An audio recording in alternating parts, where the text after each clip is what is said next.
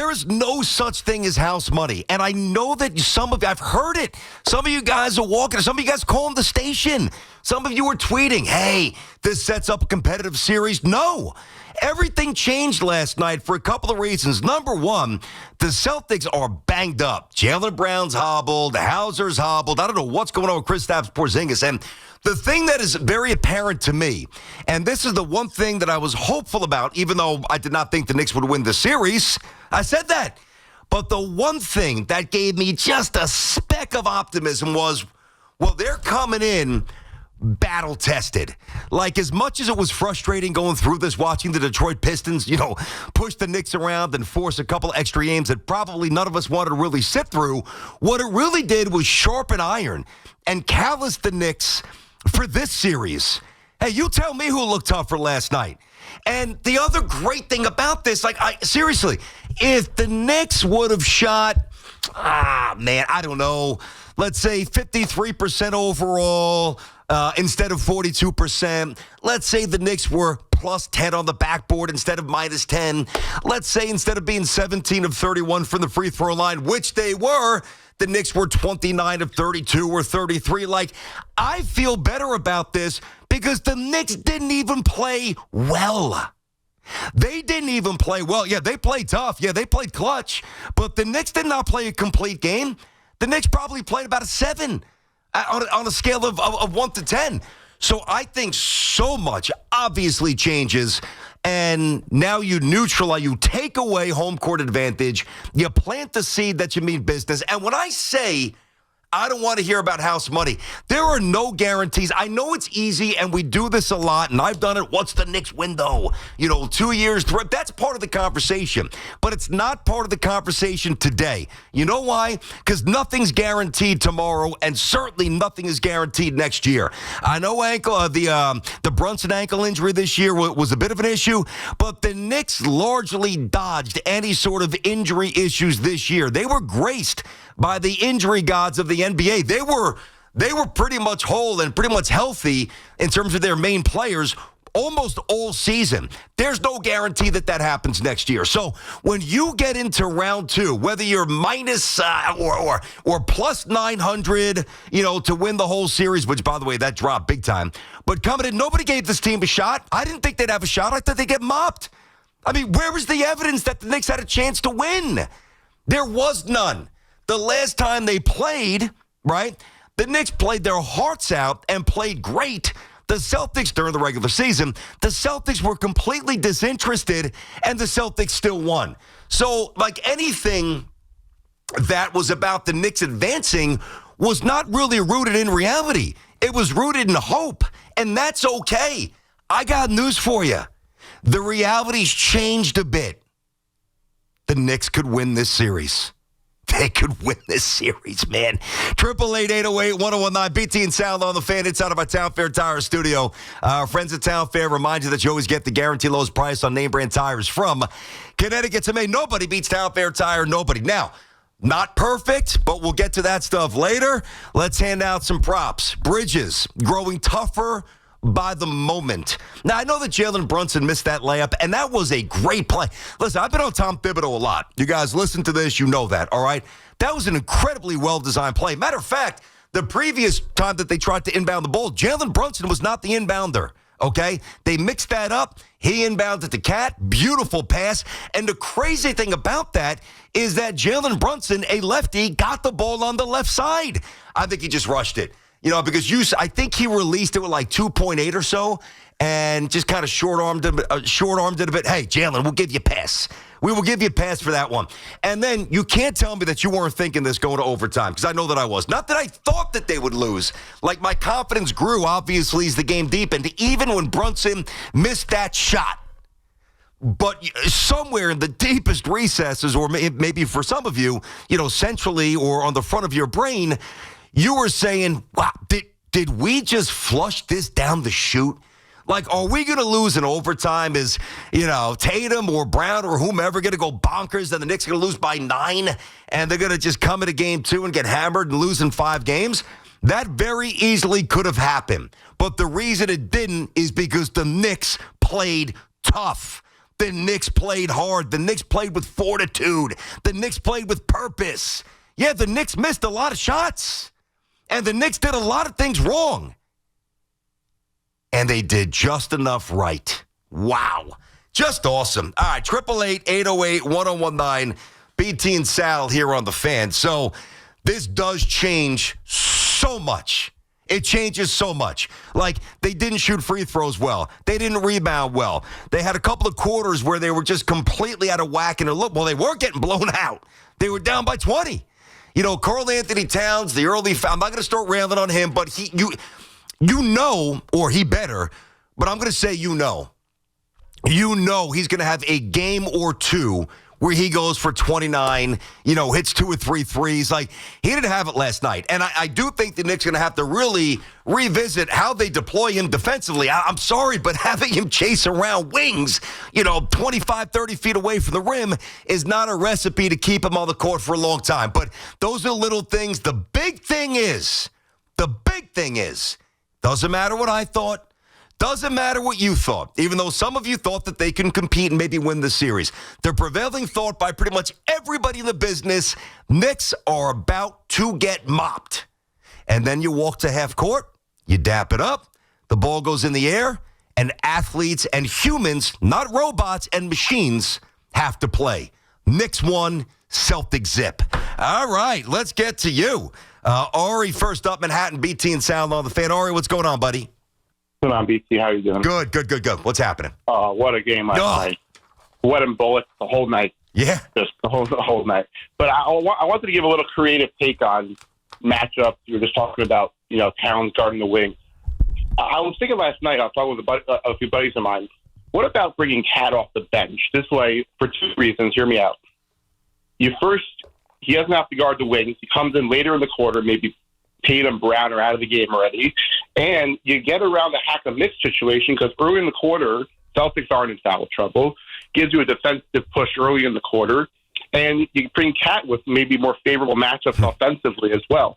I'm curious your thoughts on that. Listen, I think it's creative. I don't think there's a chance in hell it's going to happen. I mean, I understand what you're saying from a philosophical like philosophically speaking, I know what you mean. Yeah, okay, that makes some sense. All right, avoid the first 5 or 6 minutes of the game. Avoid the first ticky-tack foul or two.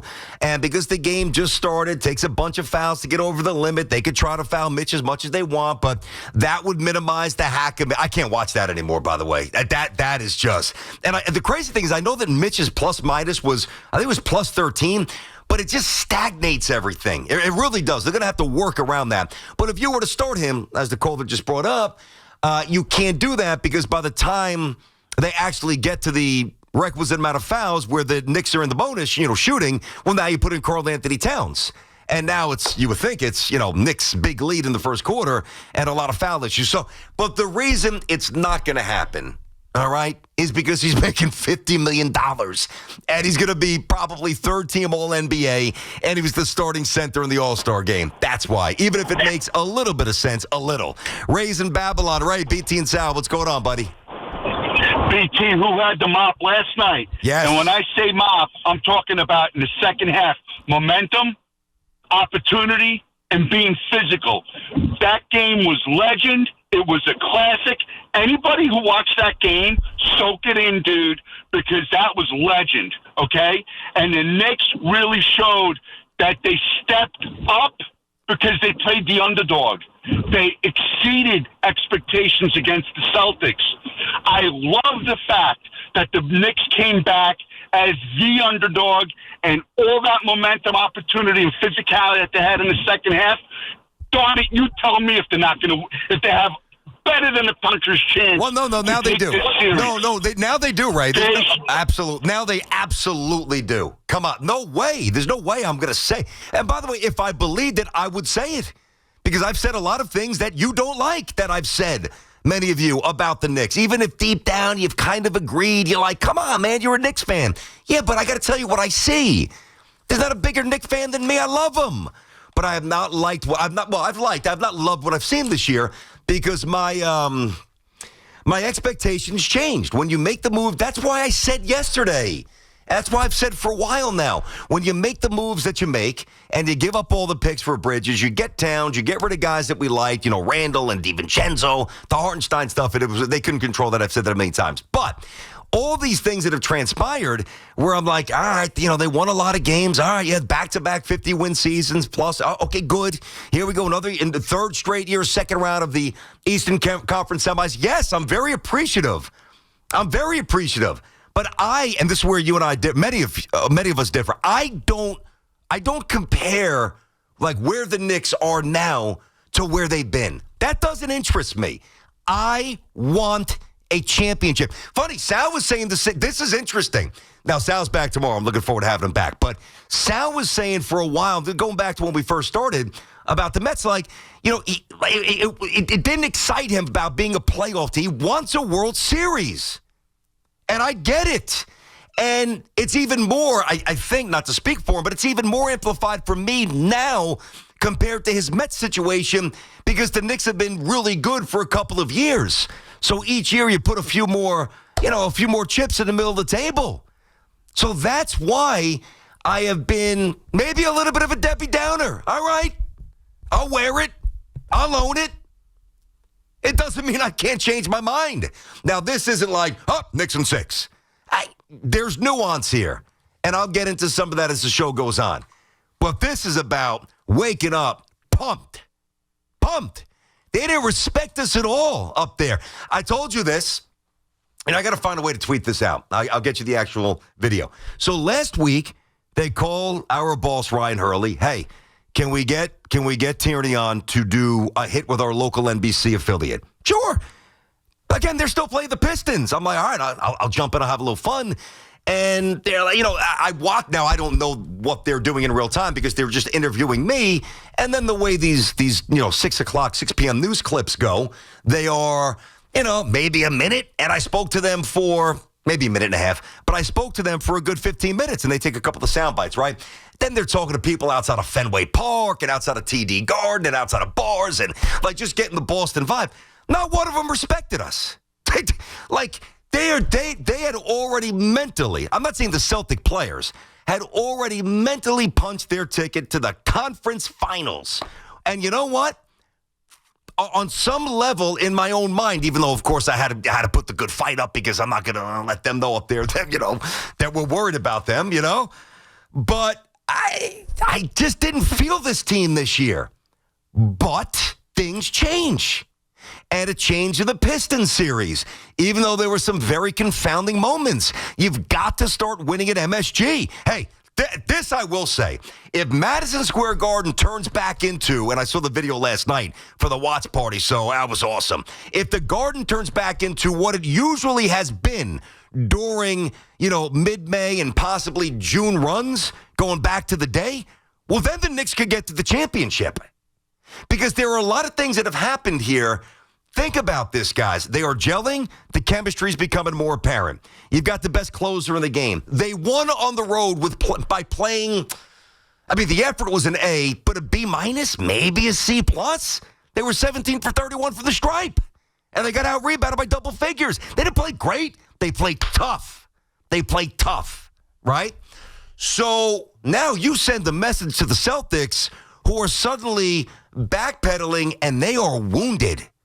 They are banged up, and we're healthy. So, yeah, things have changed. Robbie is in Tom's River, BT and Sound on the Fan. What's happening, Rob? BT, how are you, brother? I'm good, man. I am back to, I'm going to self-admit, after the Piston game at home, Game 5, I was completely tapped out, and I am completely back. Hop and I were talking a little bit. They have to play like they played on that 33-11 run in the middle of the third quarter. Mm-hmm. We will win this series in 6 games. We are not even going to go to a 7th game. That was the best basketball game I have ever watched in my 28 years. Is that true? That's number one for you. Number one in my 28 years of life. If I didn't die watching that game, I'm going to live a very, very, very long life. God bless you, man. Hopefully the Knicks have a very, very long life in front of them now. You got to say they got a chance. Listen, it's one thing to react to what you see. I've always said that. I'm going to react to what I see. I'm going to react to the evidence presented to me. Now, sometimes I'll have to kind of piece things together. So it's like evidence, and then it's maybe some core beliefs, and I kind of throw it in one big ball when I tell you what I'm thinking. But if I'm going to live by that premise of reacting to what I see, then I have to react to what I saw last night. And what I'm saying is, yeah, the Knicks absolutely have a shot. Joe's in Brooklyn. A good one at this point. What's going on, Joe? Good morning, Mr. Tierney. A pleasure talking to you. I haven't called you in a very long time. Hello, Mr. Joe. Listen, I'm with you. I'm not taking anything away from the win. Awesome win. I have trouble watching them because my anxiety level goes through the roof. I got to, check the score on my iPad. I'm brought back to the 90s. And first of all, the greatest Knick game I remember seeing in my 62 years was Ewan's putback in 94. But that was awesome. Two quick stats. Wasn't that awesome? Oh, yes. Two quick stats. But two quick stats. Good. You said the missed free throws, one thing. 14 free throws almost killed them. Yep. And Boston only hit 15 out of 60 three-pointers. Do we really think they're going to miss three-pointers, that many three-pointers? And look what the missed free throws did in the Denver Thunder game. So I just want to hear your comments. Great show. Yeah. I appreciate it, much. Joe. No, listen, last night was a blast, man. Now, yeah, I do think that the Celtics are going to play better, although one of the big advantages going into the series was depth. And their depth got compromised last night. It's a big piece of the puzzle. Hauser's good. He's important to them. And I don't know what's going on with KP. He's battled this for a while. I don't know. And, Jaylen Brown looks a little compromised. I thought it was a good observation by Gio. When you do these games, right? And I just know this from having done St. John's. You get fed stuff and they say, hey, just don't quite say it the way I'm letting you know, but they'll give you background so that you can do your job better. And Gio's observation, I didn't necessarily think it in real time when Reggie said it, but I thought it watching Jaylen Brown hobble around, it's almost like Reggie maybe, as what Gio said, but I don't disagree. Maybe Reggie was fed some stuff to, characterize where he is physically Brown, and he just kind of dropping some breadcrumbs throughout the night. Brown doesn't quite have the elevation. Brown quite not as explosive. Brown this. Brown that. That's Brown's problem. That ain't my problem. That ain't your problem. That's their problem. 888-808-1019. BT and Sal on the Fan. There is nothing, and this includes the Yankees, who I love, although Devin Williams, we'll get them later. There is nothing like a massive later, not first round, massive Knick win for this city. It is on. Today's going to be great. All right.